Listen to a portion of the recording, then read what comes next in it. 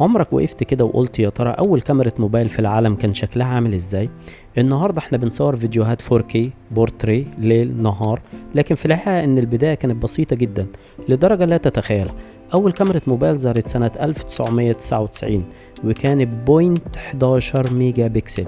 عارف يعني إيه ده؟ يعني اللي صورت نفسك بيها هتطلع نقط من الصورة. الموبايل كان اسمه JSH04 من شركة شارب. ما كانش فيها شاشة كبيرة ولا فلتر ولا زوم ولا أي حاجة من الحاجات اللي احنا متعودين عليها دلوقتي. الصورة كانت باهتة وصغيرة ومش مناسبة لأي استخدام حرفيا، لكن وقتها الناس اتجننت. ازاي يبقى معاك موبايل تصور بيه؟